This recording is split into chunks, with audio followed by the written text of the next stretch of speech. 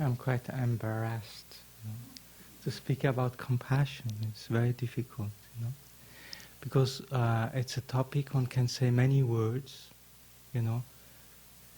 It's a word we like in the West, compassion sounds nice, to have empathy, sympathy for the problem of other, but to really feel it is very difficult. And we might feel it for 10 minutes or for half hour, but to feel it continuously, that's a state of mind that becomes our own, is very, very difficult. Someday one has compassion, and another moment one has no compassion at all. So we all like the word compassion. We like the emotion of compassion. But to actually induce it in one's mind, it's not like, you turn on the TV and it comes. Sometimes you want to feel compassion and only anger comes. Or impatience. Or boredom. It's very difficult to feel compassion. And although we all know that it's such a beautiful state of mind to be in, we feel so worthwhile when we have compassion.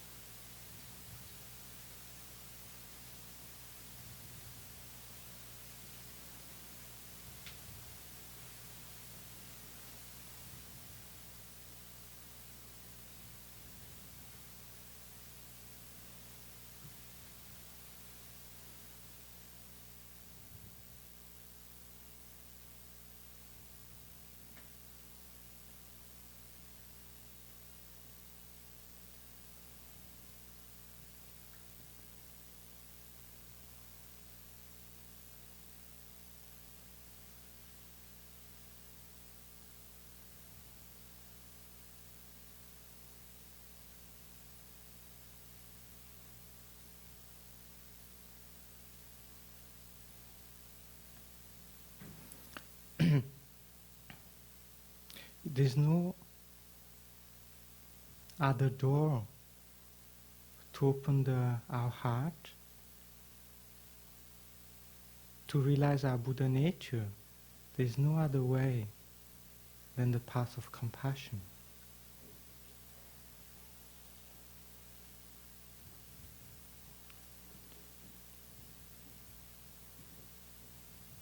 You see, the emotion, the state of mind that will open your heart, and to reveal to yourself your Buddha nature is only compassion.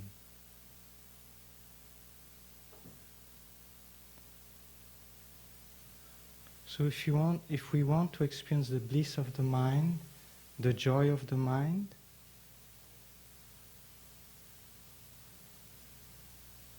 there's no other path.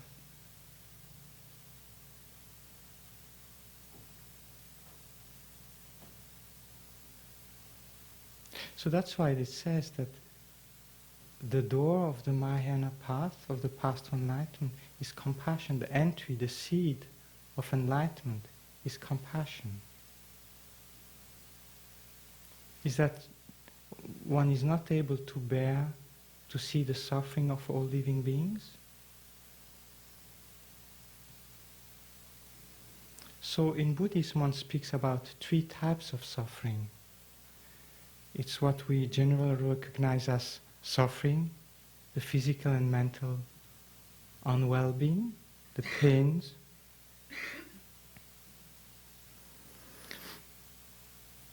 And then, so one has compassion. One is not able to bear that all these living beings have to go through these pains, and one wants to do something about it. But that's still quite superficial type of compassion. Then one understands that all living beings are impermanent, constantly changing, and that even when they're happy, it's not going to last. Youth passes, wealth passes, health passes, life passes. So there's nothing really reliable in life.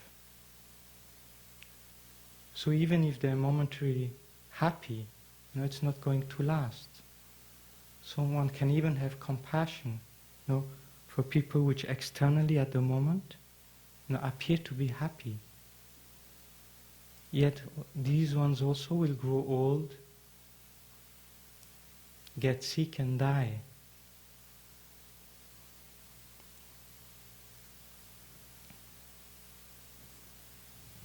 And then there's a deeper compassion, is to realize that living beings are under the control, they are not free.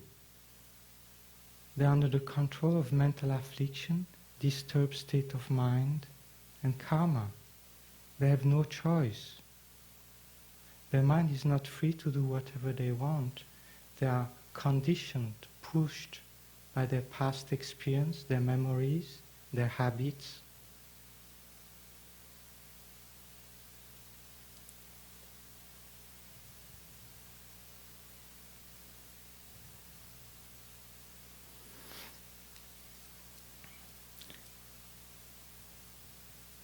So, as a living being born on earth, once you see that, this life is not going to last, so what's the purpose of my life?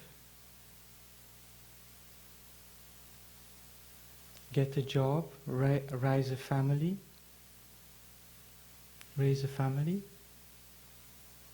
and then grow old and die, and nothing I can take with me.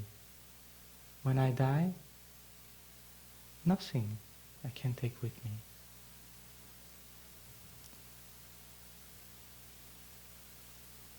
So from one perspective, life is so meaningless.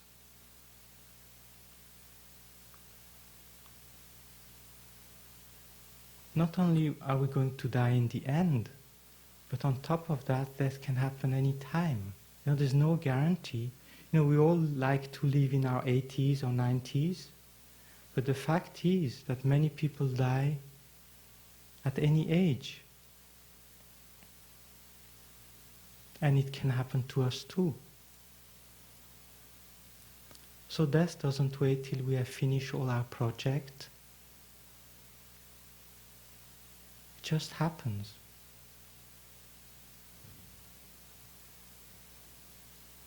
So from one perspective, life is so absurd.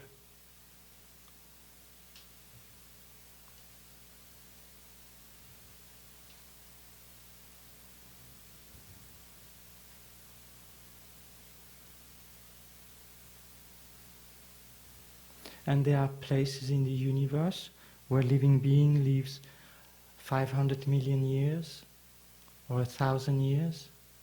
A human life on this planet is so short. What, 50 years, 70, 80 years? What's that? Nothing.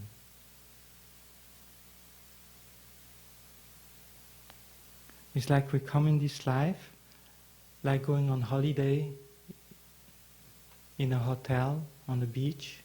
We come in, we unpacked, and as soon as we start settled in, it's time to go back to work, and we have to go back to the city.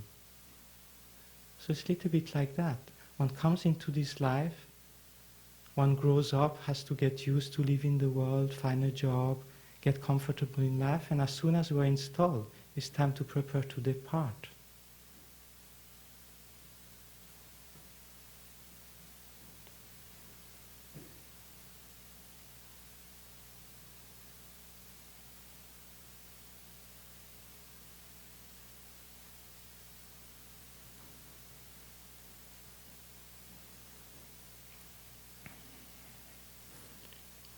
And because life is impermanent, things are impermanent, relationship changes, our financial situation changes, where we live changes, our friend changes. And all those changes, they make us feel uncomfortable. We have fear of losing because we are attached to things we have. We like our comfort, our friends.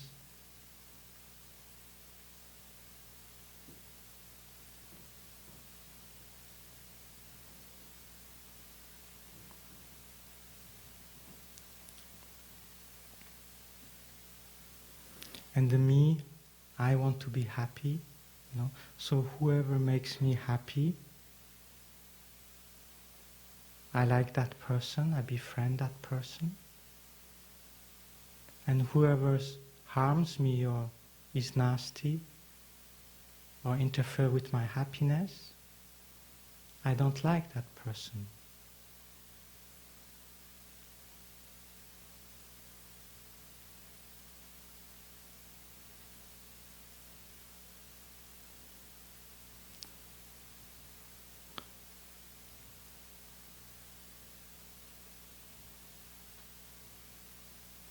So if one lives without compassion,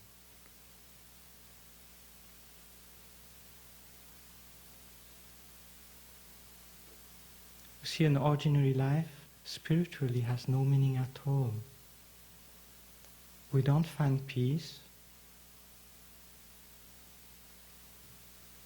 because things keep on changing.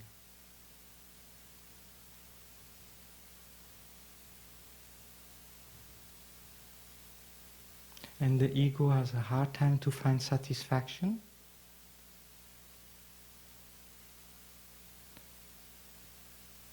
The pleasure we get, we soon get bored, or we want something new, something more exciting.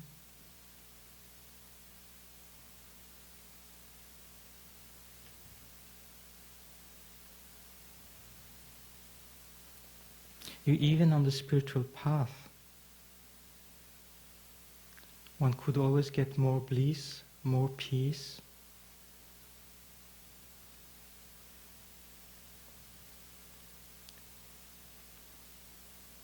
If one doesn't have compassion on one's spiritual path, one becomes uptight and cannot relate to people anymore. One is in one's bubble of spiritual practitioner.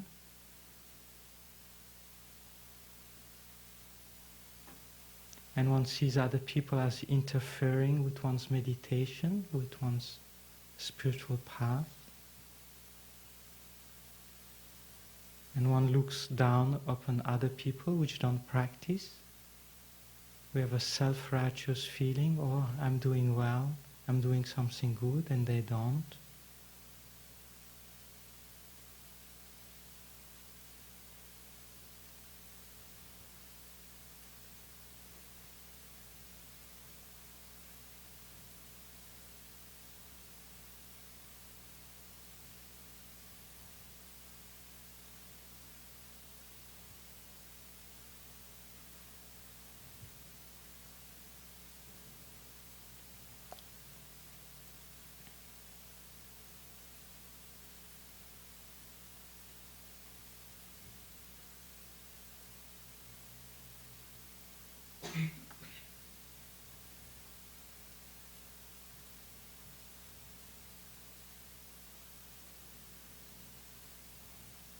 So it's by observing the absurdity of life,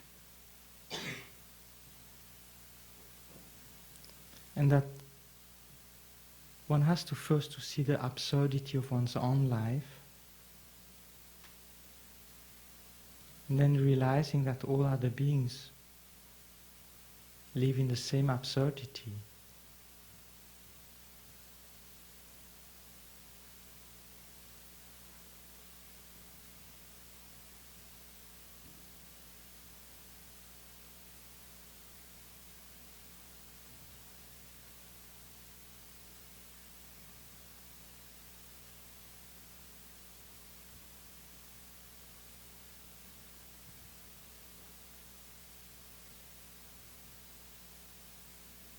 Then genuine compassion can arise.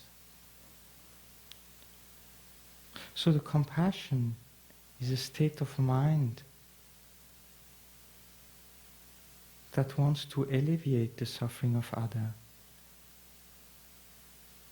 See, the Mahayana compassion takes the responsibility upon oneself to free all infinite number of living beings from their pain, for all types of pain.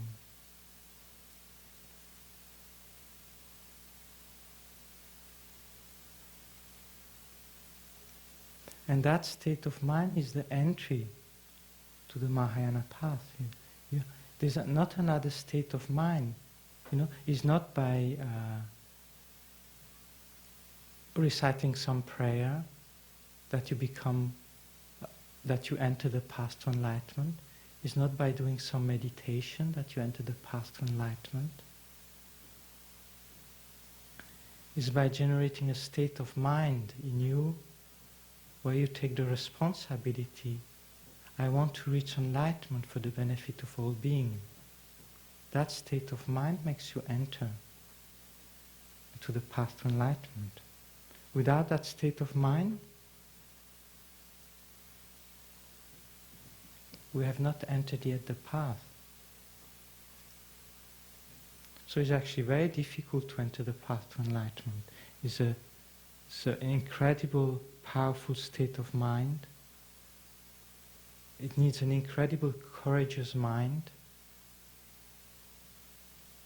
It needs a state of mind that looks beyond this life into infinite time, infinite number of beings.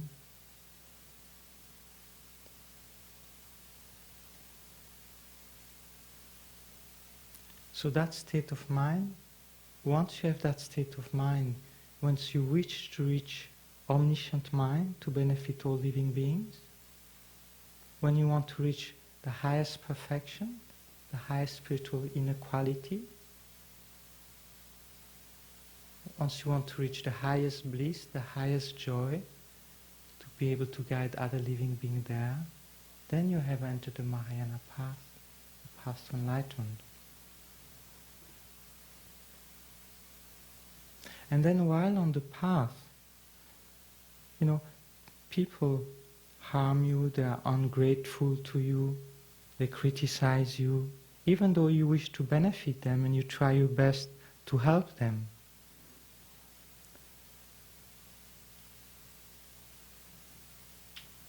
So again, what makes you continue your path to enlightenment, not giving it up? You see, at some point on the spiritual path, you can decide to go to solitary peace. You can decide to give up the wish to benefit others, and instead you want to go to everlasting happiness and bliss yourself. At some point, you have the key to get rid of your mental affliction forever. So you can decide to go to immortality yourself and never anymore deal with people with problems. And especially when people are ungrateful to you, you work, you try to help them, and at some point you say, maybe, it's impossible to help all these beings. Maybe I just retire.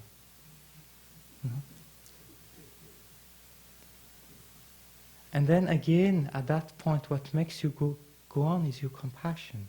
Is by remembering your compassion. That's what will keep you working for them.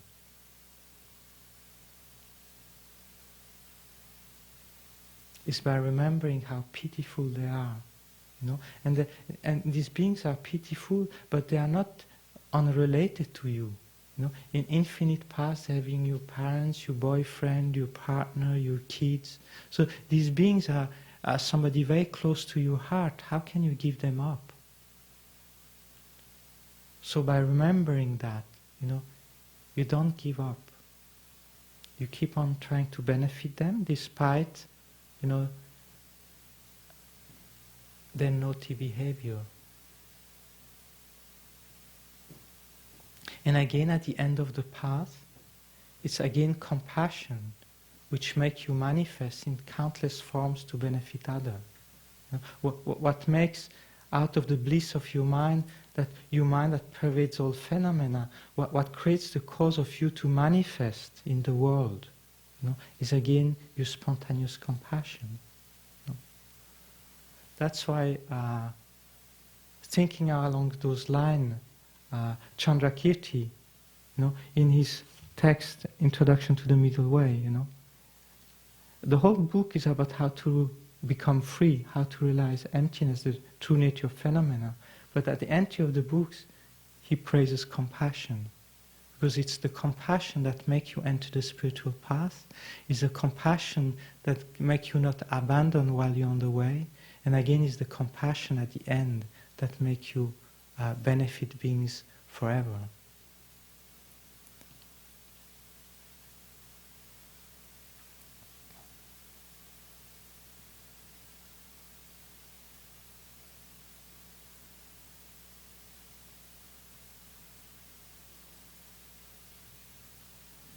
And in everyday life, actually the mind of compassion, is so nice, it's so pleasant. When you have compassion in your heart, in that state of mind there is peace. Compassion, you see, we in the West, we often mistaken compassion for self-pity. In our compassion, there's a sense of self-pity mixed with it. And the self-pity bit makes you feel uncomfortable.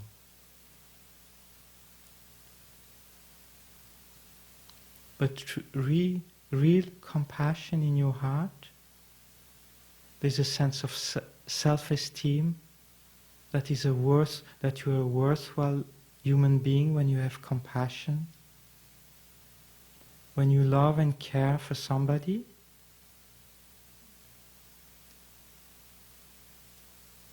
you feel your life is worthwhile. And you feel good.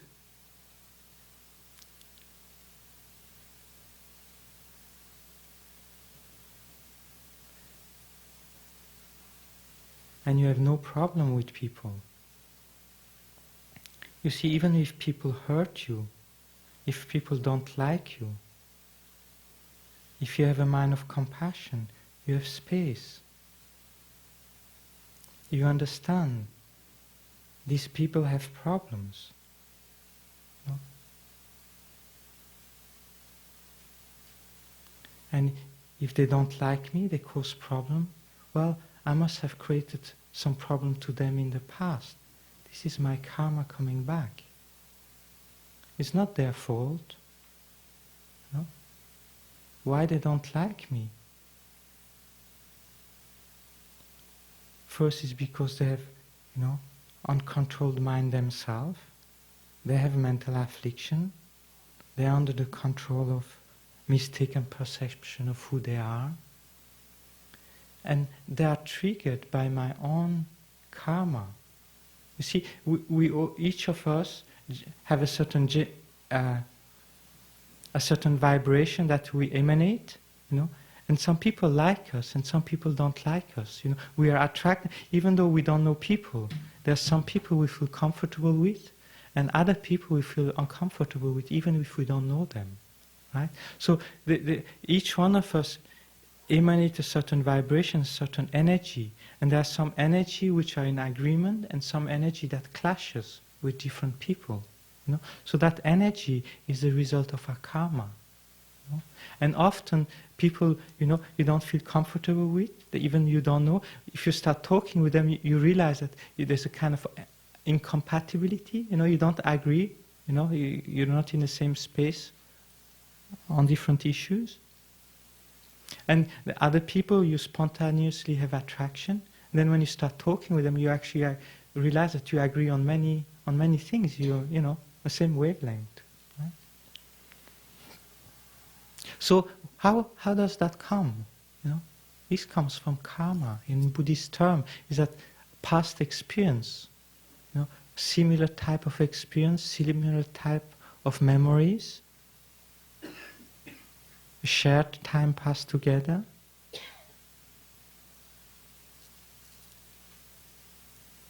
But however, if one has compassion, there is understanding and there is space. You accept the other person the way he or she is.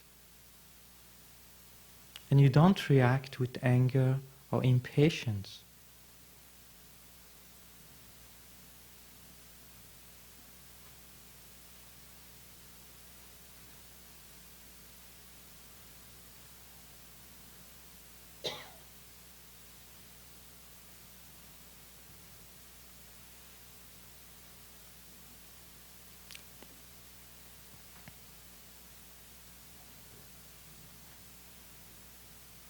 And if one has compassion,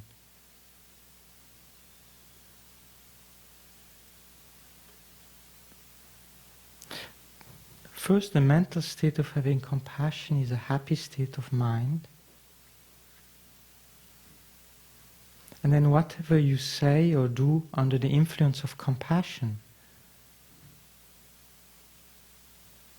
is a positive deed. It benefits others and it benefits you. If you have compassion, if you have love for others, you naturally have many friends. You don't miss anything in life. You find food, you find friends, everything comes to you. A person which has a good heart and compassion somehow is like a magnet. It attracts all the good things in life. A person with compassion, is a friend to everybody, and everybody likes a person with compassion.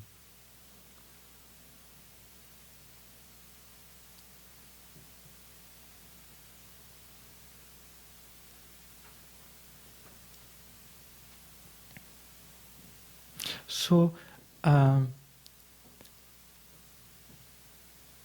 in order to generate compassion, first one has to feel love for people. You see, if we are indifferent towards others, there's no basis to feel compassion, or one's compassion will be very light. No? So first one has to generate a deep sense of love for living beings.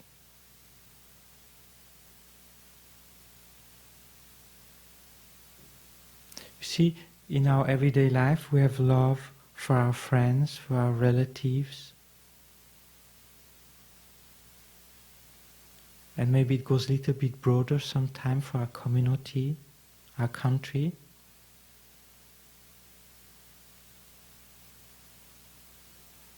But it's very difficult to generate a genuine sense of love for all living beings. And we might be able to generate while sitting on the cushion, but as soon as we go downtown, suddenly we find it very difficult to have the same love and compassion when we open our eyes and see what's going on in the street. Suddenly our love and compassion somehow, like a ghost, disappears.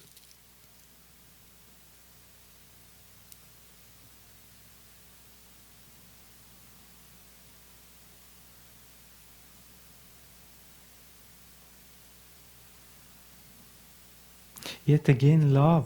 You see, if we have love for all living beings, again, is such a beautiful state of mind to be in. You never feel lonely. And there's such joy in the heart. And you feel connected to all living beings from the heart. And you wish them to be happy. Not only, superficial happiness. You wish them the everlasting happiness of enlightenment. Because you realize that each being has this Buddha nature, this pure soul. Right? And how do you realize that? Is by coming in touch with your own Buddha nature, with your own pure soul, your own light in the heart. So once you discover your pure mind, you realize that all beings have this pure mind. That is just so clouded by many unhappy thoughts and emotions.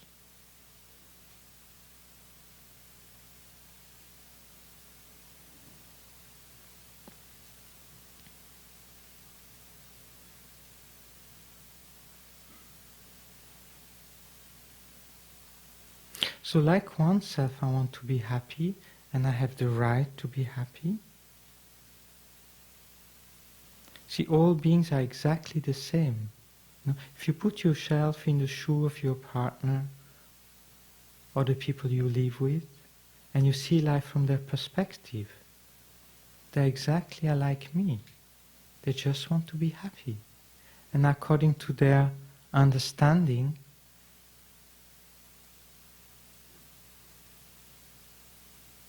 they try to find that happiness.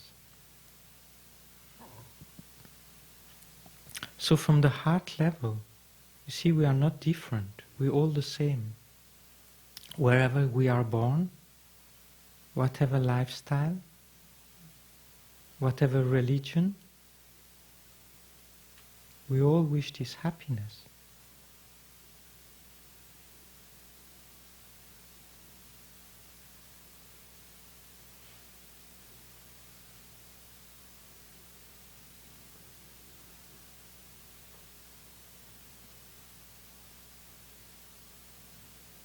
So, in one sense, we're all part of a human family. You know, we're all brothers and sisters, so to speak.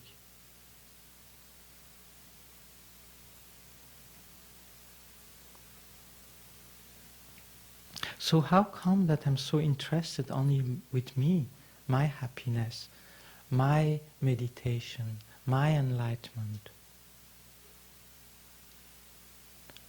Why we are so self-centered?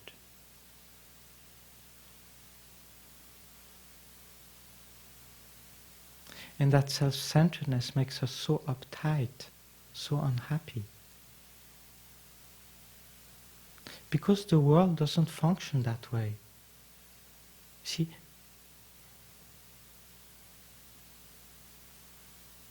the ego can never be pleased.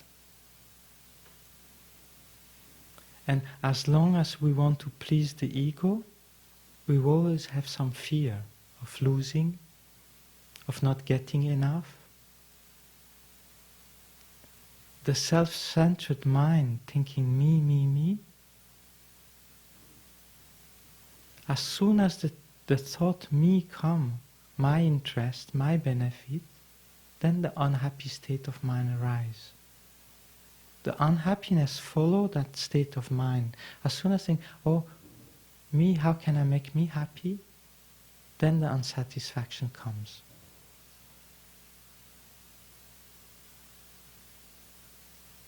And if we change that attitude, we don't want anything for oneself.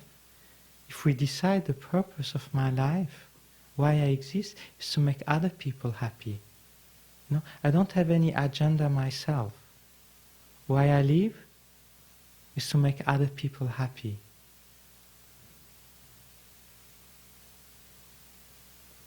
As soon as you generate that state of mind, there is space. In your mind, there is space.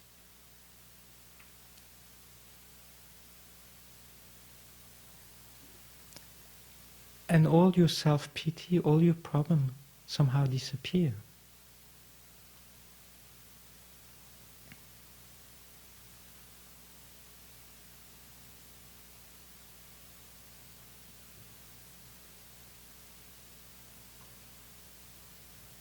So, like His Holiness Dalai Lama says, if you want to be selfishly, how is that? Yeah.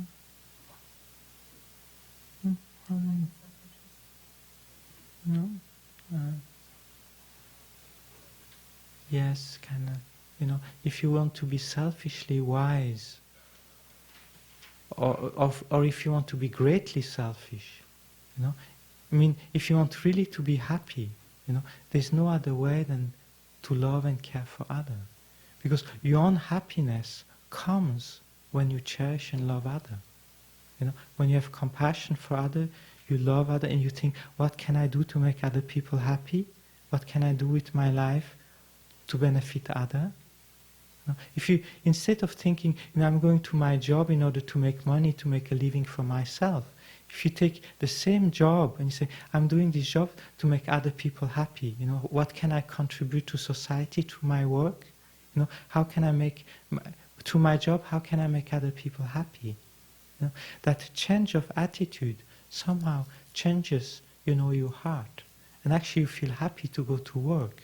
And you use your work, you know, to make other people happy. By giving a smile, by relating to them as human beings with a good heart. You know, so by changing one's attitude, somehow there is peace and joy in one's heart. The job is the same, but because we change the mind, you know, we put the concern of other before oneself, then there is peace, there is joy. So That's why the Dalai Lama says, if you want to be greatly selfish, if you really care for your own happiness, the best way to be happy is to cherish others, is to love others, to care for them and work for them. That's a wise way to be selfish. Because, you see, enlightenment, or the joys of a bodhisattva, enlightenment, comes to this attitude of cherishing others. There's no such thing as a selfish bodhisattva or a selfish Buddha. The way they became what they are, the bliss they enjoy forever, comes from that attitude of cherishing others. Right? So there's no way that we are going to find this happiness even if you meditate your whole life. If the root of your meditation is not, if you don't meditate out of this love and compassion for others, even your meditation won't bring you happiness. Right? Because you could always have better concentration, less thought, more bliss, more peace of mind. The greedy mind, the ego-greedy mind, can be as effective in spiritual practice as in worldly things. So it's endless. Meditation could always be higher, better, longer. The ego is never satisfied, even on the spiritual path.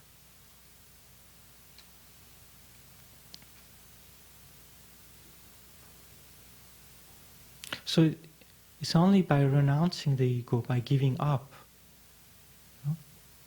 through cherishing others sincerely, that true happiness comes. And one can see that through many reasons. You see, in the world, for example, on the political field or country or ecology, if only people would be more respectful of others, care for their happiness, what kind of different world we would live in. If we would respect the other countries, if we would respect the environment, respect the neighbor, all these, the whole society would become a better place. We wouldn't need policemen. If people respect others, there would be no killing. We wouldn't need policemen, army. If we would respect others, we wouldn't steal. We wouldn't need keys and locks. We could leave things open. There wouldn't be any sexual, rape or things like that if we respect others.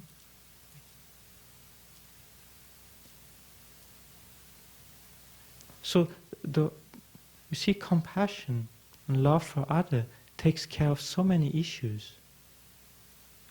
So we can see how beneficial it would be in the world, if everybody would make that as their main, as their heart practice, as their heart emotion. And also for oneself, you see, whatever you do, think or say out of compassion is positive, is positive deed. So the result for yourself is only happiness. You just create good karma all the time. So you're happy in this life, you're happy next life. From then on to enlightenment, you go from happiness to happiness, just because as your main practice is your emotion of compassion. So compassion takes care of everything. There's no other practice like compassion. If we have compassion, it takes care. Even if one doesn't meditate, if one has compassion, that will lead us to enlightenment. And even if one meditates 10 hours a day, if one doesn't have compassion, we are not yet on the path to enlightenment. The entry door is if we do it out for the benefit of all beings. You see, if you want to reach quickly enlightenment, to benefit, to get more spiritual quality, You see, what makes you meditate is that you realize that you have compassion for others, but you're not yet effective in your way to help others, because yourself you're not free from anger, pride, jealousy, from disturbed state of mind. You're not. You see, in order to help others, you have to be happy. If you're not happy, How can you help others? I'm miserable, I want to help you. It doesn't work. You see, in order to help others, you have to be happy yourself. You have, if you're happy, you can tell other people how to be happy. If you're miserable, how can you tell other people how to be happy? It kind of doesn't work. People say, I want to help you. Yeah, well, take care of yourself first. It doesn't work.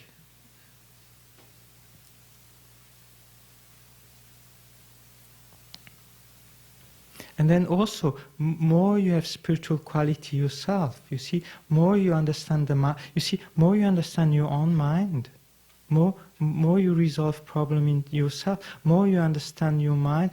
You see, if you understand your mind, you understand the mind of others, because how the mind works is the same. So more you're able to resolve problems in yourself, more you're able to resolve problems in others, because it's the same,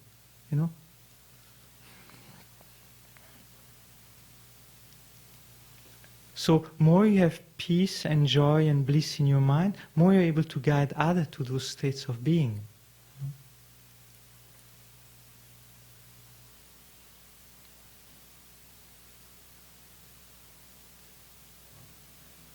So that's, you see, then out of compassion, in order to help them, you want to, to get more qualities. So that's why you meditate. Your meditation is just a means to. It's like, somebody wants to heal people, so he go to school to become a doctor. So while he's at school, he doesn't necessarily heal people straight, right? He's at school. So the person which meditates, if he has that motivation to benefit others, so you see, he wants to get higher quality to be able to help others better. So his motivation is not to have peace of mind or to be blissed out, or to avoid problem. His motivation is to get better, more quality to help others more, better. So that's the real motivation to meditate and to do retreat. Is to be able to do better job.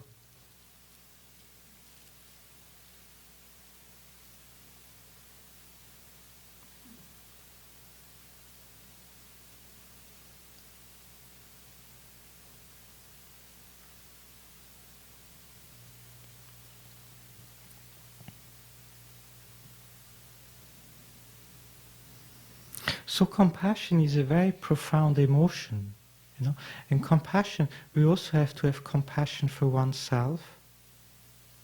Where to start with is with oneself. You see, as long as we don't realize the pitiful state we are in,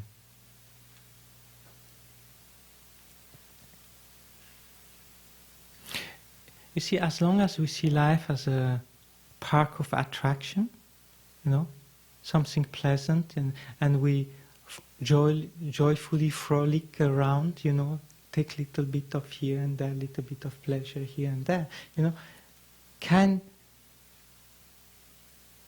we are not yet a real human being, we haven't yet realized what life is about. We don't realize the deep of the mess we are in.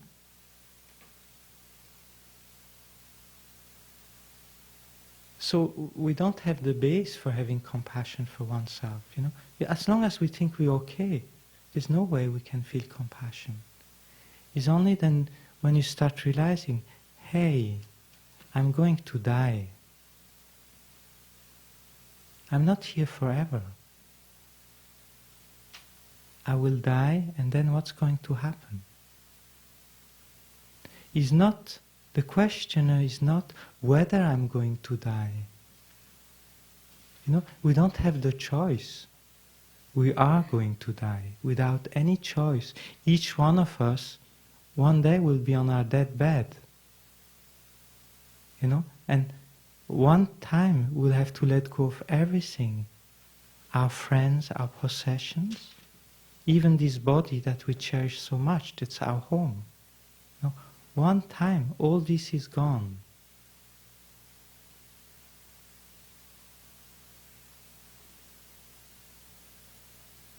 And all our certainty in life, all our so-called refuge, in food, drink and friends, all these finish.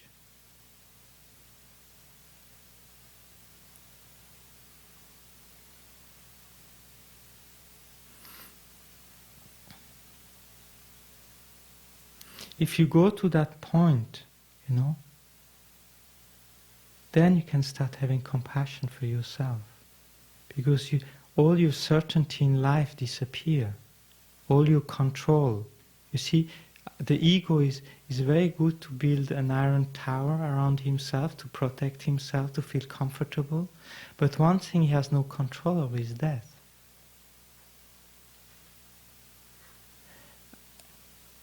And then suddenly, by looking into death and the unknown that is after it, somehow all one's pride, which prevents compassion from arising, falls away, because suddenly we're like a small child and all our certainty are gone. Death, oops, what's that? And I will have to face it. It's not, maybe I will die or maybe I won't die. No. We all have to go through that.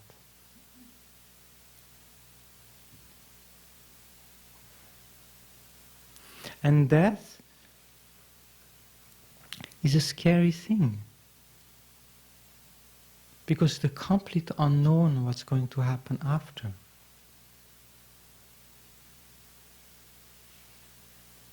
We might have theories, unless we're an experienced meditator which can see the other side, we don't know.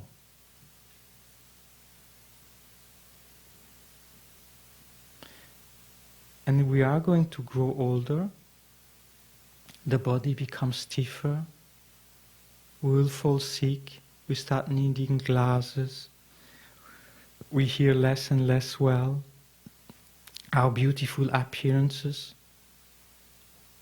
our youth goes away. All the things we were so proud about goes away.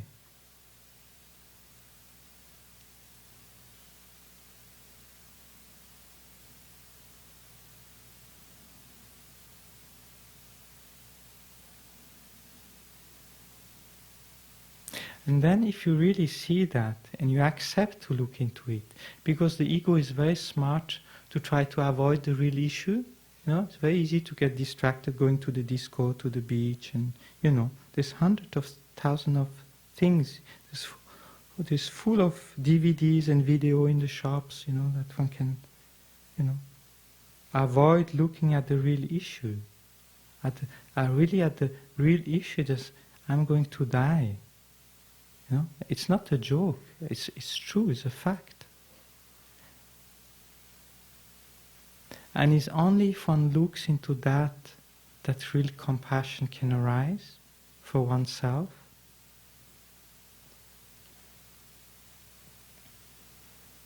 And then once you have real compassion for you, you know how it feels to be in a mess. Then you can have genuine compassion for others.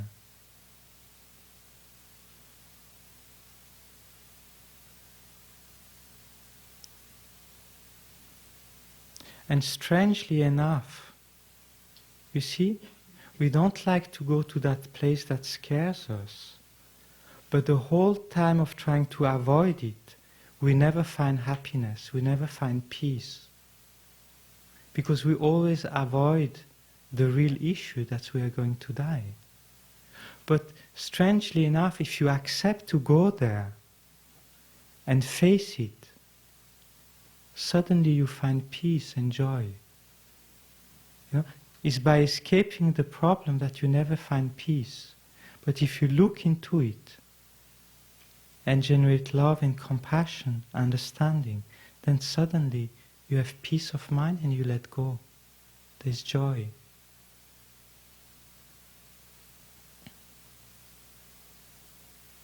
And suddenly you feel your life is worthwhile, life has meaning, you know what you live for.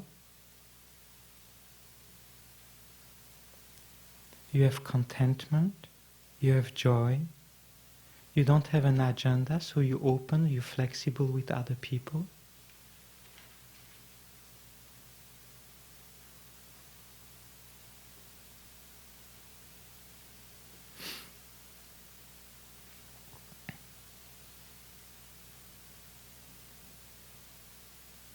So there's nothing more important than to have compassion for others. There's nothing more important in our daily life to have love and compassion for people we come across.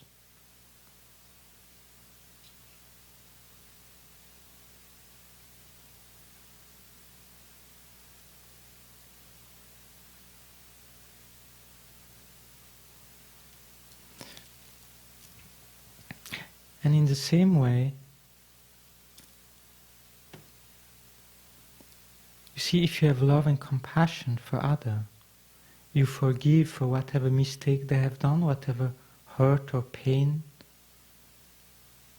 they have committed towards you, whatever pain they have created in you, or unrest, unhappy mind.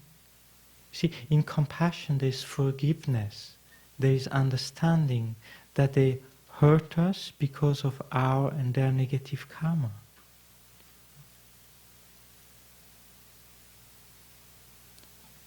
And also, the worst state of mind to be in is to have any beings that you're not able to love. See, while dying, if you remember somebody which has hurt you and you get upset, that upset mind will prevent you from having a good rebirth. You cannot let go. You see, you must be able to remember all the beings in your life that have hurt you and that you have genuine forgiveness and love and compassion to each one of them. You say, you must be able to remember each one of them and say, yes, you create pain to me, but I'm maybe also a little bit responsible for it. It's not only your fault. I have also something to do with it. I created the karma. If I didn't create the karma, I couldn't experience that result. Right? And then also understanding, he's also going to die. He has his own cross to carry, so to speak. We're all in the same boat. So yes, he created that problem to me, but I forgive him. May he be happy. And then let go. I see so many, old people. They're so loving and caring for their children, things like that. But if you mention sometimes the name of one person, they can get upset for hours. Somebody has hurt them in their life and they never forgive. It could be their ex-husband or wife, or it was the most beloved partner at some point in their life, and then something went wrong, and then they divorce and they fight in court case for the possession or for the children, and then for the rest of their life they never forgive that person. Yeah? And then as death approaches and you go through the movie of your life, if you haven't digested that resentment, anger would arise while you die, and that anger, that resentment will create you a bad rebirth. You see, because that negative state of mind in the intermediate state being, that will create your next reality. So if one wants to live in peace and die in peace, one must be able to forgive, each and every one.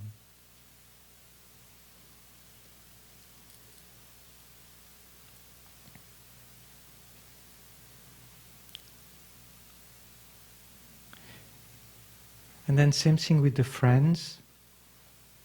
See, there are some people which are the joys of our life. We enjoy their company.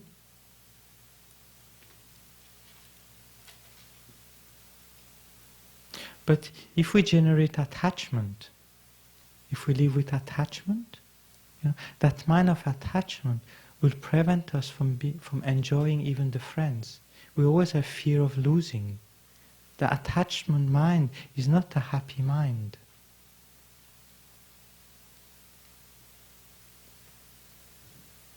And on top, if we die with the mind of attachment, that again brings about, bad rebirth, right?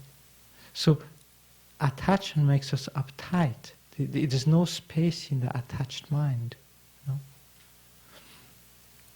So there's nothing wrong with friends or loved ones. The problem is our attachment to them. So again, if you remember that one day anyway, I have to let go of my friend. Either I will die or he will die first. In both cases, one of us has to part first. So I will end my life without that person. Whenever there is meeting, there is parting, right?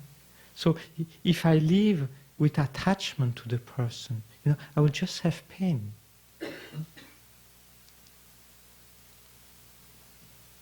So the real way to love and like our friends is to enjoy it with to enjoy them, their presence, their love, their care, but with the understanding that it's impermanent. See, realizing that it's impermanent prevents the attachment from arising. So it's like, people, the nice people in our life are like rainbows. Rainbow is beautiful to look at, right? But you don't get attached to a rainbow because it's not going to last. So you enjoy the rainbow while it's there, and if it's beautiful, you enjoy, you're happy, but it's not going to last. So you don't hold on to it. You enjoy. So I think it's the same thing with our friends, our partners. If you realize that love is, these people are not going to be there. So there is space. You don't hold on them too tightly, and you don't create pain for yourself. You enjoy them. You're happy they're there. And you give space to yourself. You give space to the other.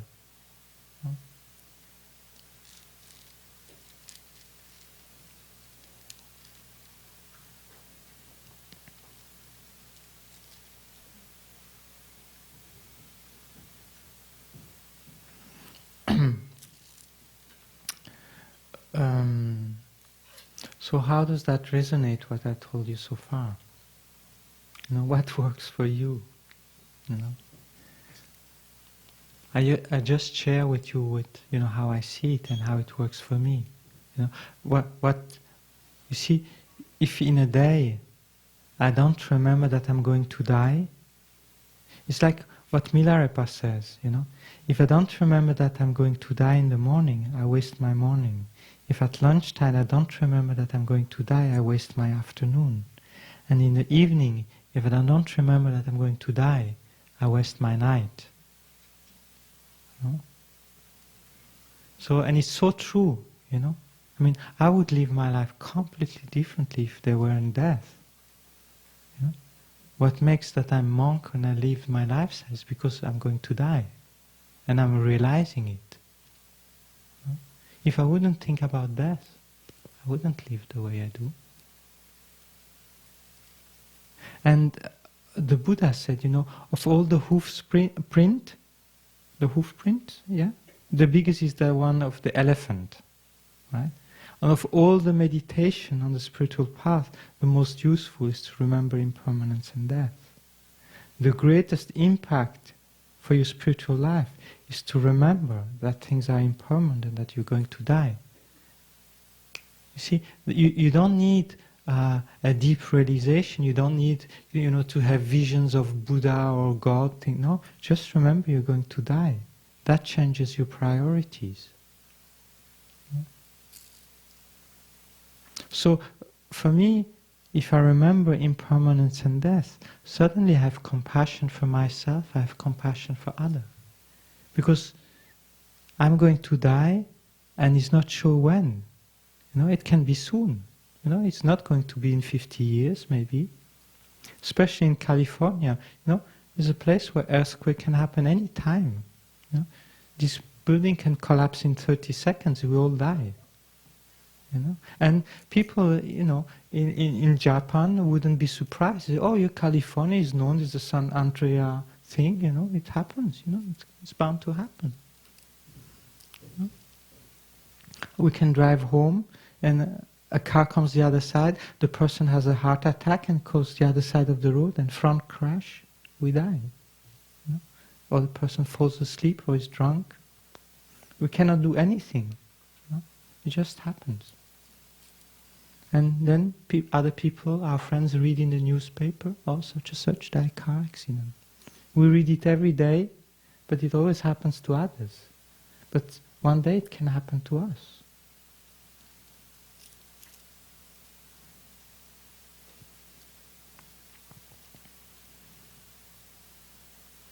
So, impermanence in this is that which makes you feel compassion for yourself and compassion for others. Because it's when your ego tower crumbles that you go really to the heart, to that place in your heart where you're a genuine human being. A genuine place where you see life in a real way. Then you suddenly open to all the suffering, all the problems in life. And then compassion arises. And that compassion, you can grow it infinitely. It's not like you get compassion and you have it. No, compassion, if you don't feed it, first to generate compassion is very difficult. It's like trying to make a fire with a magnifying glass. It's very difficult to start. And then once you have the little fire, you have these little leaves, and in the forest you camp, you have these little leaves and you have a little flame there. If you don't kindle it, if you're not very careful, it dies out. Right? So the same thing with one's compassion. If you don't feed it, if you don't meditate on it every day, if you just recite the prayer, it's not enough. Your compassion will disappear. You have to really kindle it. You have to remember how you generate that emotion in the first place, and you have to keep remembering how you got it first, and you have to feed that again and again every day. And then that flame of compassion becomes bigger and bigger, stabler and stabler, and it grows and it grows and grows. So you have to meditate on compassion from the beginning till you Buddha. So there's never a moment you can say, I have enough compassion. So on the Buddhist spiritual, on the Mahayana path, they say, except when you meditate on emptiness, all the rest of the time you have to meditate on love and compassion. So the only time when your mind is not fused with love and compassion, where your action, your speech is not fused with compassion, is when your mind absorbs into ultimate truth, into emptiness. All the rest is only love and compassion all the time. And that love and compassion has to grow. Even if you're a bodhisattva at the first stage, you don't have the compassion of a bodhisattva at the second stage. At the second stage, you don't have the compassion of one of the third. So it keeps on growing, your compassion keeps on growing till you're full enlightened.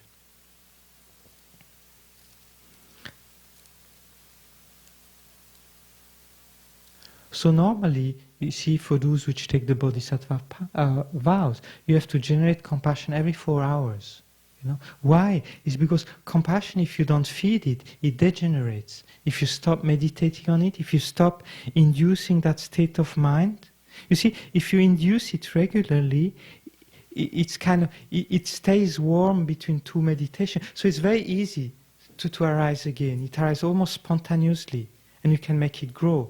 And then you don't think about it for a few hours, and then you think again about it, but it's still warm, so you can, it's like, you make a fire and then it dies out, but it's still, this amber, the red amber. So the amber is still there, so you just blow a little bit on it and put some more wood on top and it starts again.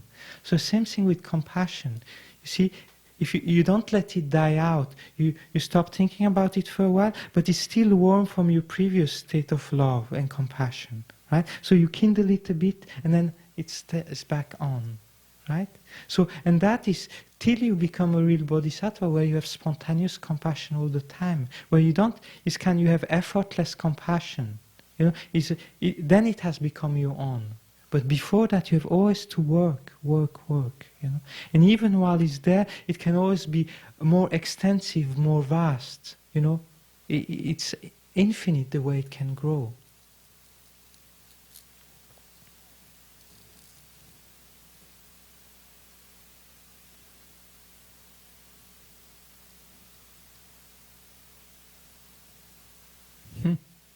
What do you think?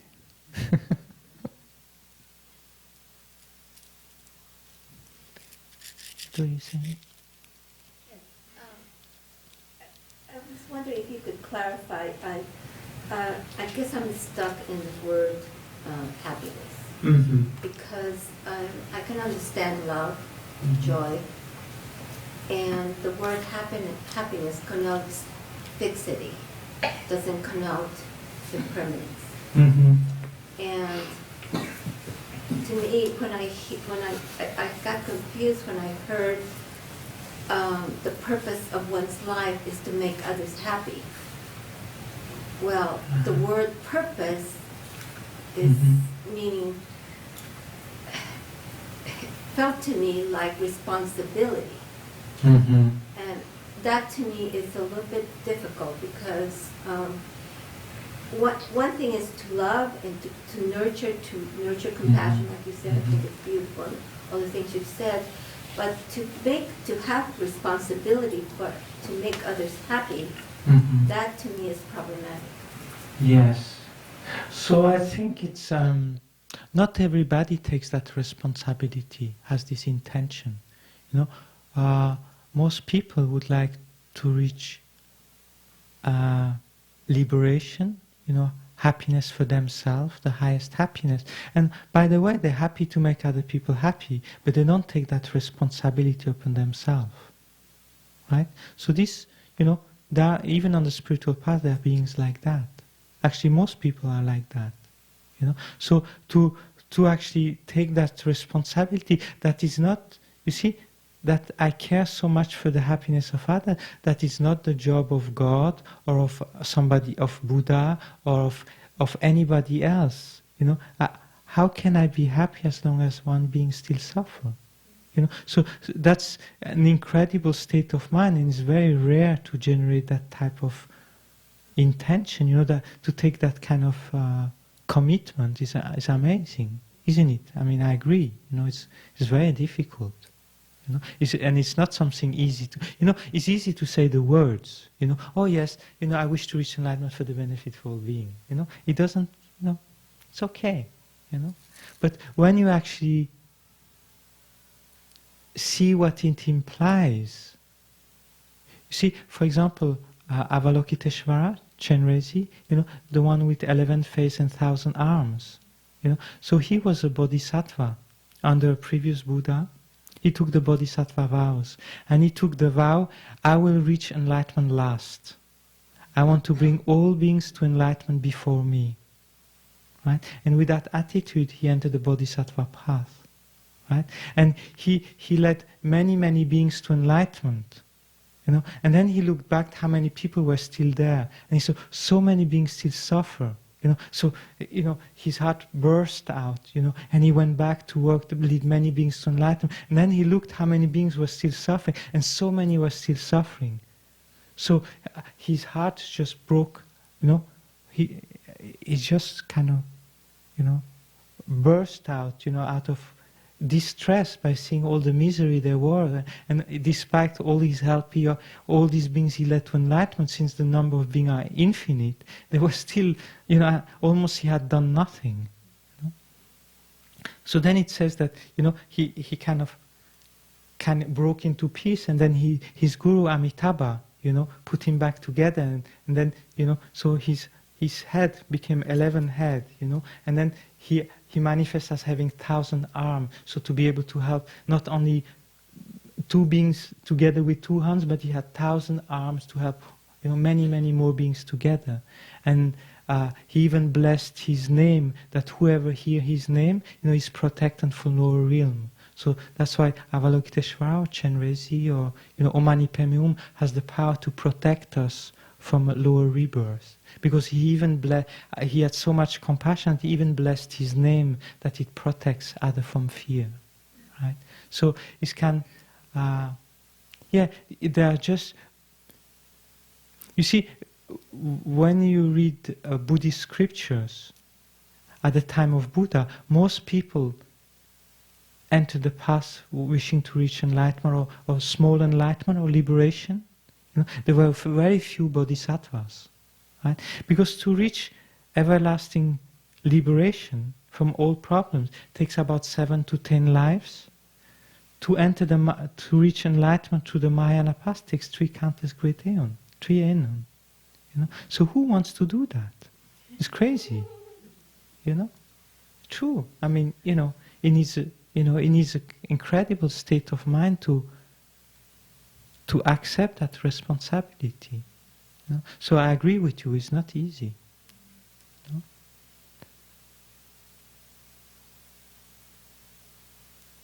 Yeah, it's not easy, to take that step. Many of us, we say the words of the Mahayana prayer, but we don't really realize what it implies. Because the number of beings are infinite. And we cannot even bear when one person doesn't like us, of great trouble.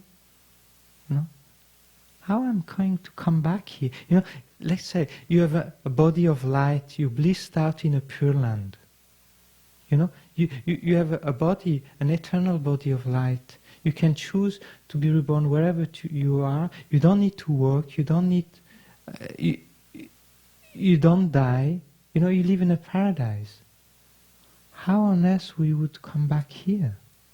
Take rebirth from gross parents, having to grow up, learn everything from scratch, finding work, decide, come on. You need incredible compassion to do that. So that's what bodhisattvas and Buddhas do. We say the words, but actually to do it, thumbs up. It's true. It's completely amazing. I think if one doesn't have that great compassion, which realize, you see, one way to induce it is to realize that these beings have been your parents, have been your lover, have been your kids. All these people, they are not strangers. They're people which have been your most intimate friends. How can you just enjoy the bliss of liberation and not care for them? You see, that's one way where you would try to go to that edge where you take that responsibility. Is that these people, they are my most precious friends. How can I, abandon them? So that's one way where you go to that place. Yes? I've struggled on all these levels that you just talked about. And I appreciate your words at the beginning, particularly. And I just wondered, is it possible to talk about something very specific? Not in general? Yes. Because I've been struggling with what to do in a particular situation. And I'm struggling with have enough compassion, but also wisdom. I don't have the wisdom. I realize I don't have the wisdom to really decide. The specific instance is, I have a tenant. I rent a room in my house, 2 bedrooms. It's a separate level, separate entrance. The person is 78 years old. And ever since he moved in April, he has been quite sick. And I've taken care of a lot of this. I felt sorry and resentful because I didn't bargain for this. I thought I get a tenant, I got a patient. And I rented a room and I've become like an assisted living facility. So, but in addition to this is still possible to accept, but the person is also, I guess, a hazard to the house. He doesn't smell gas, he forgets things, stove, or he drilled holes in the wall to do some repairs, which shouldn't do. And I'm afraid when the winter comes, I live on a hillside. It's slippery. There's a wall heater. There's fire. Electric, open wall heater. What if something falls on there? He has 2 heart implants. Took my pacemakers since he moved into this place this year in April. Pacemaker, fluid retention problems, eye operation, fibrillation attacks in the hospital, and he loves being there. I feel compassion. I also feel compassion for me, and I feel resentment, and I've been in torture about what to do. What is the responsibility? How to know? I don't have the wisdom to see what to do there, and I would appreciate anybody saying anything to me about this. I mean, does not the community offer help? These social worker, nurses, a family member, it can. I understand it's a big weight on you, but perhaps. Yeah. 5 children, and they come occasionally, but he doesn't want to live with either of them or any of them. He wants to be there. He could have help. He could go elsewhere, but he doesn't want to. He likes it. So, but I also feel sorry. He doesn't see his situation clear. He told me the doctor said to him he has a chance of living for 5 years. He believes he will live for a long time. I don't know, of course, but I'm just at a loss. I feel sorry, and I feel other feelings, lots of other feelings too. I go all over the place. Yeah, of course. And from one perspective, you wanted to rent the house, right, to get, something, and just peace. You can, just not have to deal with all that. Because I wanted to have a trial here. I really love it. But I understand, it's awfully difficult.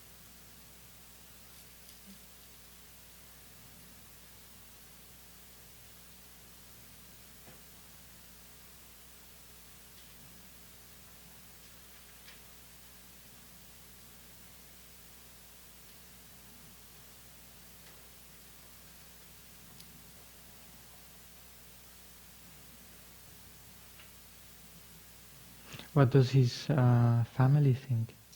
His children think? It's easiest, I think, for them to have him now with them. They have come and helped some, but not enough. But he doesn't want it. He doesn't want. He says. Yeah, but he needs help, right? So you offer that help. I have, but it can't go on. He cannot clean. He cannot bend down. His fluids are like 10 months pregnant. It's continuing. I don't foresee any. He seemed better. He seemed fine now, but at that age, the expectation is that things will happen again. I can't be home all the time. And I'm just very concerned, and I feel sorry. I think he might have a heart attack when I tell him. Yes, it's still. I mean, in practice, I don't know what to say, but I think there are professional people, social worker, people which have experience with this kind of situation and know what to expect or what the chances are one day, and they know how to talk and how to relate with these people, at least to have a dialogue or to offer some help or some suggestion.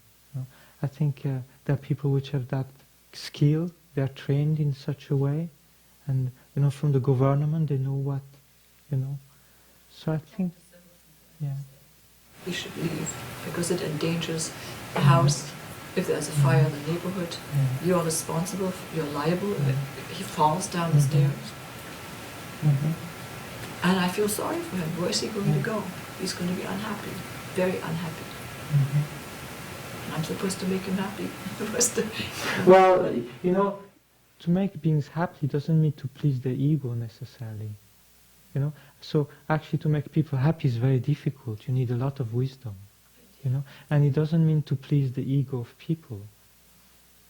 So again, wanting to make other people happy, if you want to make them truly happy, what you want to do is to reduce their mental affliction. And if you want to make somebody truly happy, you have to destroy his ego, which is a hallucination. That's real happiness. So it doesn't mean to please the ego. That's not what in Buddhist one understands by happiness. So if you want to make a person happy, you have to make him or her create positive karma, because it's only through karma that you experience happiness. It's by doing good deeds. So you see, in real compassion, actually sometimes in real compassion you bother people, because real compassion doesn't please the ego necessarily. You're not short-sighted, you don't want to please the ego, you want actually to benefit them in a deep way, and of course the ego doesn't like it. So it needs a lot of skill, a lot of wisdom to help somebody sincerely. So, and it doesn't mean to please the ego, to say yes, amen, and to do whatever they like. That's not compassion.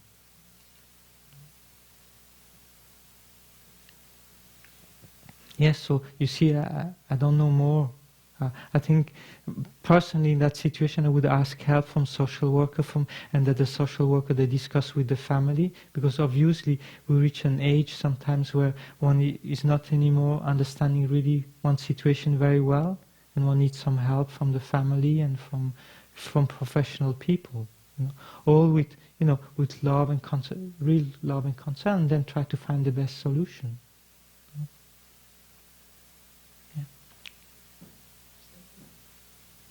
On this last point that you're saying that just doing what someone may like may not be compassion, you need a lot of wisdom to really decide.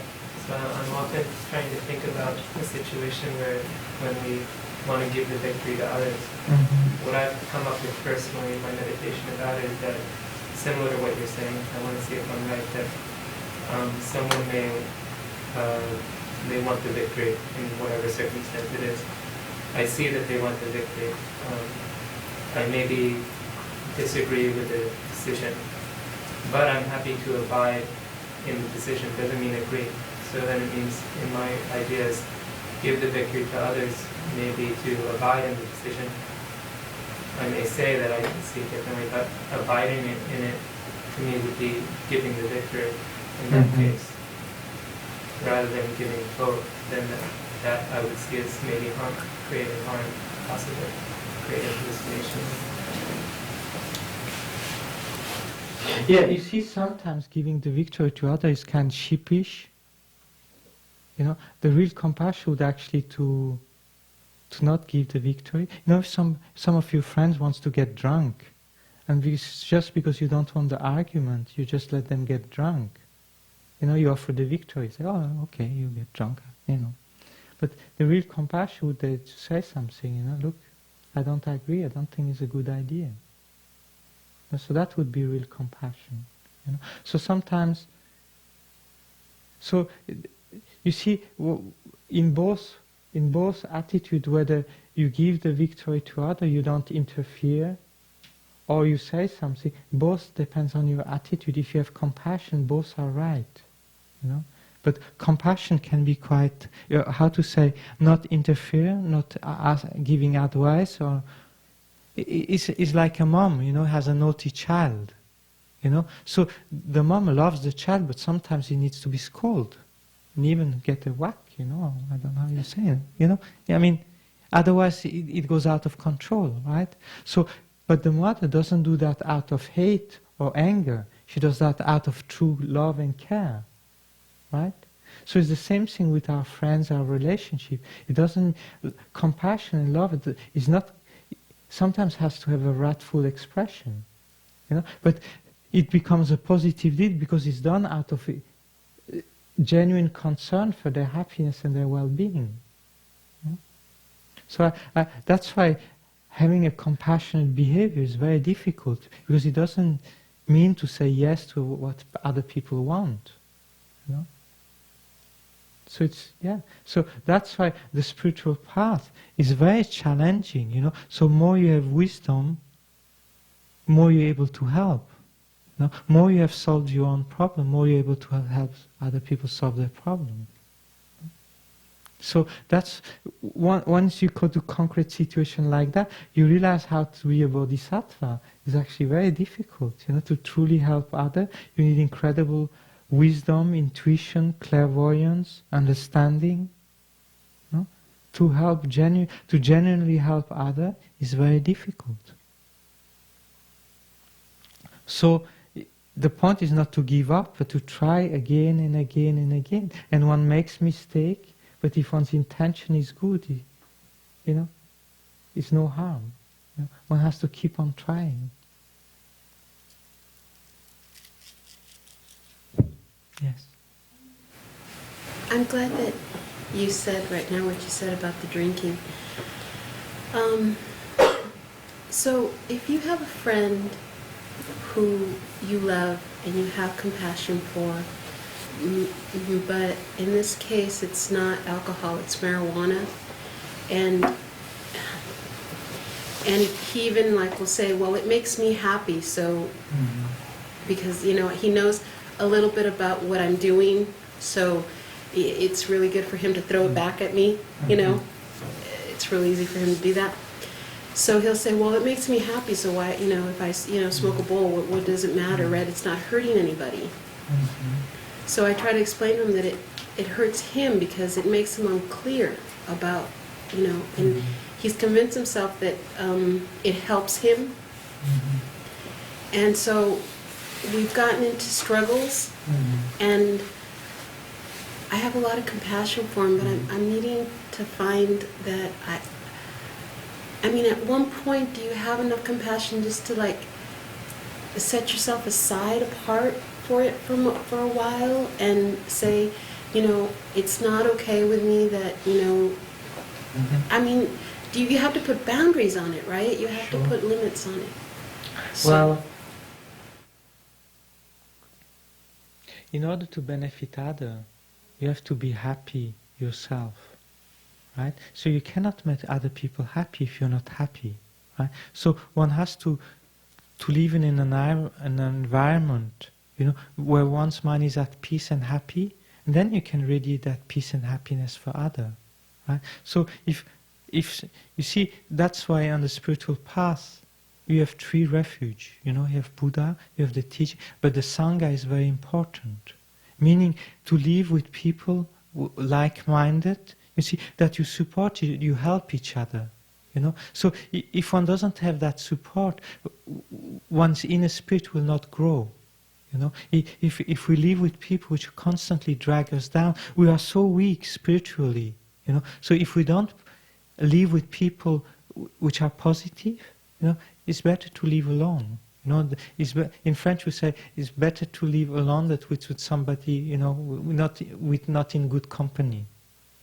And it's so true. Spiritually, it's hard enough alone. So if the other people are not supporting us, then it's better to be alone. And to have friends in a spiritual community, we help each other to grow. Then it's beneficial. Otherwise, you see, often when one has weak compassion, one thinks, I will live with that drunkard and I will change him. But actually, instead of changing him, he changes us. Because one is too weak.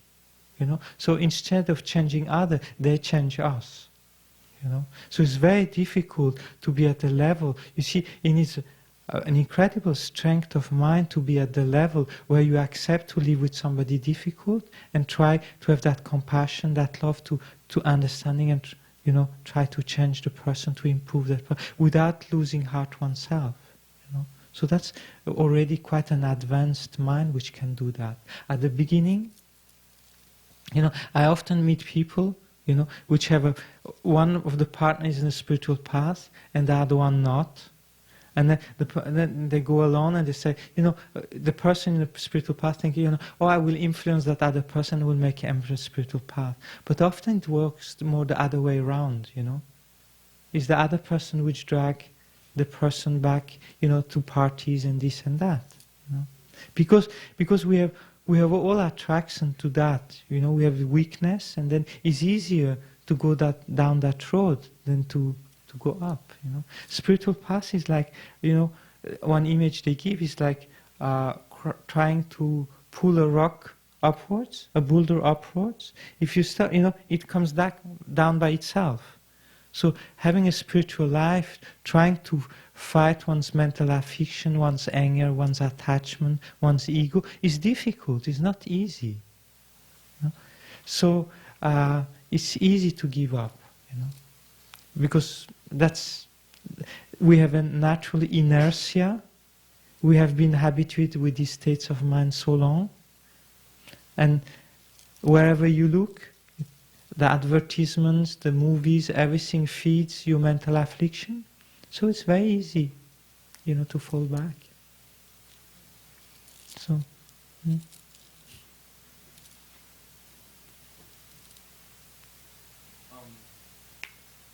I have a question regarding people who are adverse to us, who don't open up to hear our kind words to say, and continue desire to speak kind words to them, and in return only receive unkind words and unkind behavior. I don't have any wisdom to deal with that. It's my heart desire to show them kindness and be kind to them, but I have no skill. Do you have any experience? So I think on the superficial level we just leave them as they are, but in the heart we still have the wish to help them. You see, outside superficially we cannot communicate at this time, so we just don't interact, or just in a professional way, but deep down we don't give up on them. We still have this love, wishing them to be happy, and have this compassion. We think, someday I will help them. Maybe not in this life, but someday I will do something. Maybe someday the window will be open. The window of their heart will be open, and then I can help them. Now, it's not the time. Kind of like that. So, even the Buddha couldn't help everybody. The Buddha had enemies while he was alive. Even him couldn't benefit all the people around him. So how can we? Just let go.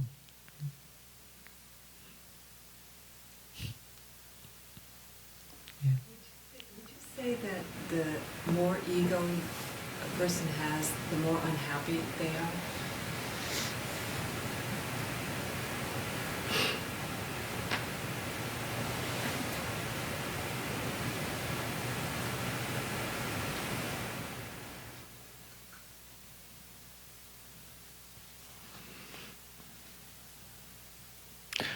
Not necessarily, it's more like the higher you fly, the lower you will fall. But while you fly, you're not necessarily unhappy. As long as everything goes your way with the ego, you're quite happy. As long as you're successful, you don't realize that actually you have problems, and you're quite happy. It's just once you fall down that actually it's painful. So I wouldn't say, so of course from an ultimate point of view, from compared to real happiness of having no mental affliction, yes, they have problems. But on a relative worldly way, as long as things go your way, you're relatively happy. Isn't it? That's what we can see in the world.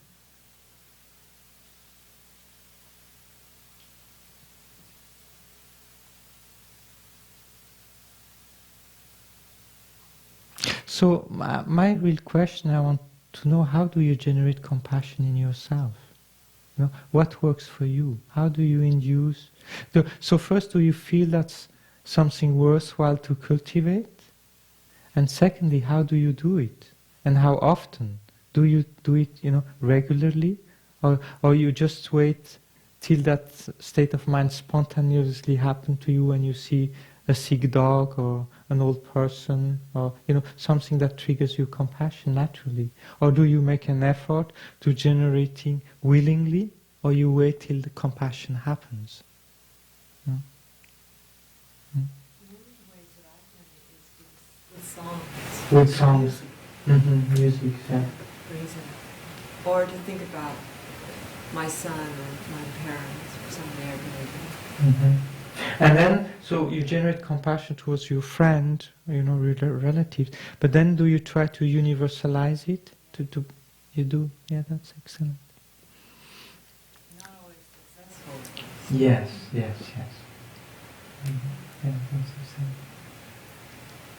For me, I find it, sometimes it's actually very easy for me to feel compassion. I find that what most often blocks it is when I'm not having compassion for myself. As long as I'm doing reasonably good with that, I find that compassion for others comes very naturally. And then you try to expand it to stay in that state of mind, or you willingly create it regularly, or you just wait till a situation triggers it? Well, many situations trigger it. And for me, it usually very easily goes into a universal, sort of thing. But my main block for that is the self-pitying state of mind. And when I get into that, I sometimes have a very hard time getting out of it. Right. But So how does I this? put my attention in? It's a very good point. So how do you see the self-pity mind functioning? How do you see the difference between self-compassion and self-pity? What do you see as different?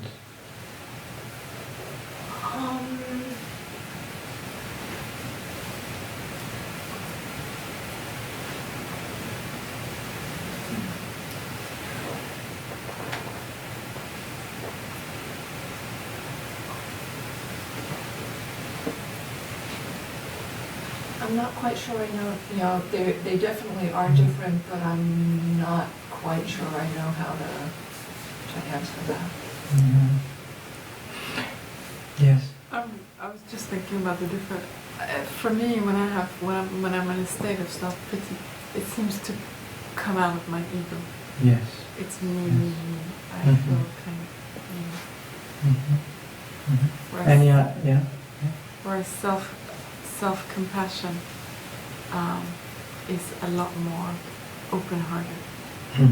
Yeah. Comes more from a wisdom mind. On the same, exactly what Fabian was saying, and just as a conceived problem might be arising, for me, I try to back off and not take whatever is arising as personal. I think that's what happens is we get involved, our ego gets involved if somebody's cutting us off or asking questions and maybe upset about something, to back off and not let my ego get involved, and to remember that they are truly trying to find happiness. They are truly trying to find, they're asking for help in some way.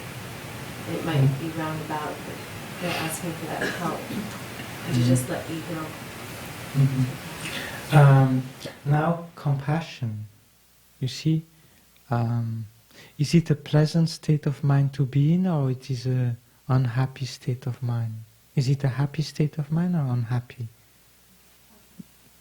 Happy? You feel you're happy when you have compassion? Not necessarily. I get depressed. You get depressed, right? I have an experience of compassion that is it's intentional. It's fairly new to me. I've had to learn to have that affinity for other human beings. I lost it very, very young. I'm sure I was born with it. but I went through a major part of my life without being able to make that human connection. And I've worked to remedy that, and it's out of my intention that I find that I'm able to develop this compassion now for people. That's excellent. You see, compassion can be depressing if there's no solution. You see, if you don't know what to do about it, if you just see the misery, the problems, and there's no solution, so then compassion is useless, because you cannot help, you're paralyzed. So why think about a problem if there's no solution? Better forget it and get drunk or go to the beach, right? I cannot do anything about it, right? So, but in Buddhism, the idea is that there's something you can do about it. Is that, first of all, beings can experience a state of everlasting bliss. Their suffering is just temporary, and there's a way out, right? So we are not going to have problems forever. There's a solution. Why? Because this pain, this problem we have a cause. And the cause is the negative deeds we did, the mental affliction we have in our mind, and the root is because we have a mistaken apprehension of reality, which is the root cause of our of our unhappy state of mind and the negative deeds we do under their control. So if we get free of this mistaken apprehension of reality, we're free, and we experience happiness. Anyway, So it takes more energy to remind me and build up the refuge. And yes. Remind So myself. Whereas the compassion, yes. If I try and have it constantly, and if I don't keep reminding myself of the refuge, then it can. So usually, if one has that, the best is to meditate a lot on the pure nature of the mind, the clarity, luminosity of the mind, or if one has some understanding of emptiness. That's because normally compassion on the spiritual path is balanced with meditation on emptiness. You see, in reality, there's nobody which suffers. There's no suffering. From an ultimate point of view, it's not real. It's like a dream. So if you can balance it with that understanding, so you realize that people almost like they are an actor playing to be sick and playing to be miserable, but below the skin, below the surface, actually they are happy beings. They just ignore it, they just don't realize it, right? So your compassion can actually be very joyous because you realize they suffer just because they don't realize their pure nature. But in reality, below the surface, they're already happy, and they just don't know it. So you have this dual perception of being. You see their pure nature, the empty, the Buddha nature, and at the same time you see the surface, the ego, with the whole hallucinating and all pain. So that's why a bodhisattva has this incredible energy, because he doesn't suffer while he's not miserable while he helps out, because he sees the empty, the blissful nature of his own mind and the mind of all beings, and he just sees that at the surface there is kind of this mask of suffering and mask of pain, mask of believing in ego, but the ego has never existed, it doesn't exist now, it will never exist. It's just an hallucination. You see, it's like from far away there appear to be water. If a mirage from far away, it appears to be water, but the closer you come, you see there's no water. So same thing with the ego. He appears to be very strong in the body and mind somewhere, but as you start looking for it, it's like a mirage. It disappears. So the more you have that experience, the taste of emptiness, the more your problem becomes very light, and the problem of others very light, because you see through. You see through it. It's not real, and that more you see that, more your compassion has energy. So, and then compassion is very joyous, and you have a lot of enthusiasm for, because you see the whole thing is a joke. People suffer because they believe in it, they just hallucinated. They shouldn't be suffering. Like that. I wanted to ask you, what about the person that's being tortured? Is that an hallucination? No, but you should be able to feel the same compassion for the one that is tortured and then the one that does the torture. Both, it's just, big problem. The one which is tortured is the result of his negative karma of having tortured maybe somebody else in the past, and the one that is torturing will be suffering the same torture in the future. Right? So both are really in a pitiful, miserable state. Right? So both are, and then, so if you want to stop that, one can try to do whatever one can on a relative level, but if one wants to go deeper, one has to stop the karma, the mental affliction and the ignorance. Like that. Okay, maybe we stop here. So maybe we just sit 5 minutes or 2-3 minutes and try to digest and try to induce a mind of compassion.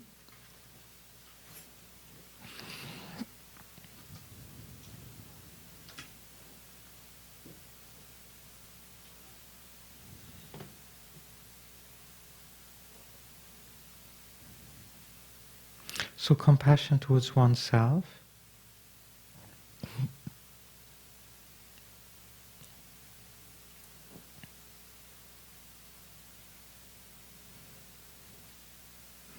For the problems we have now and the problems we have to face in the future.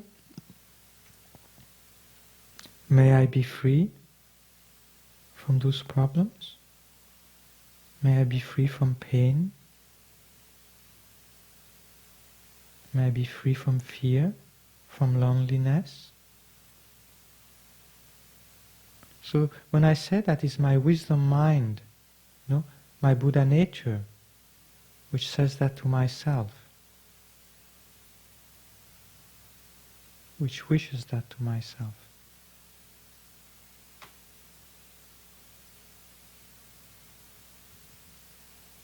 I have compassion for myself because I'm going to grow older, get sick and die.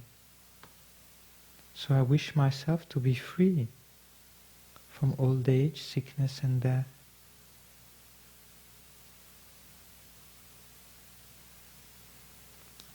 I wish myself to be free from negative karma.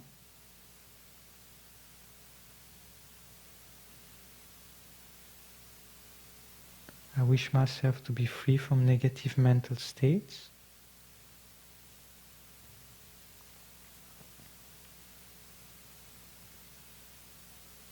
I wish myself to be free from the hallucination of the ego.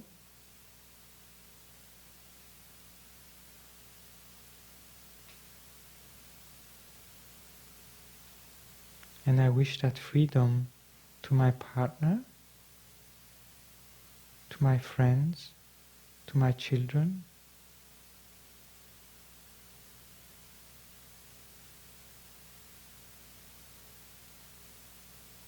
I wish that freedom to my community, to all the people in my country, all the human beings on this planet. I wish that freedom to all the animals.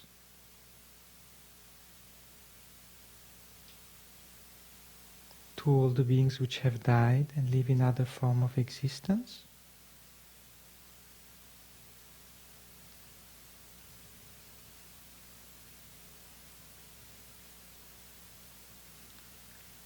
So may all beings be free from suffering.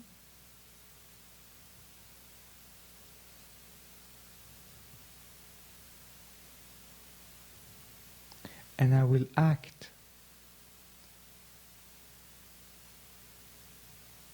I will try to reach enlightenment, the complete purity of my mind, in order to help them.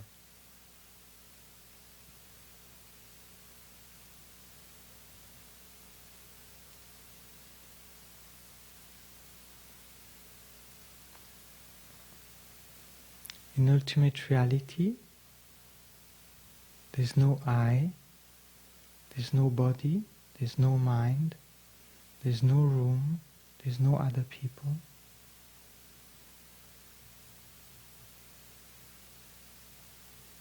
The mind is completely pure from the beginning.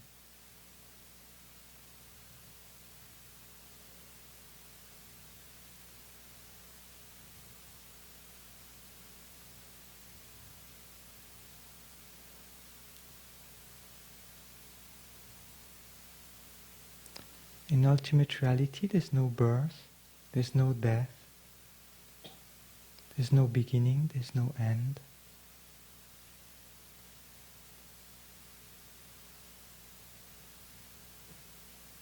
And that's our true home.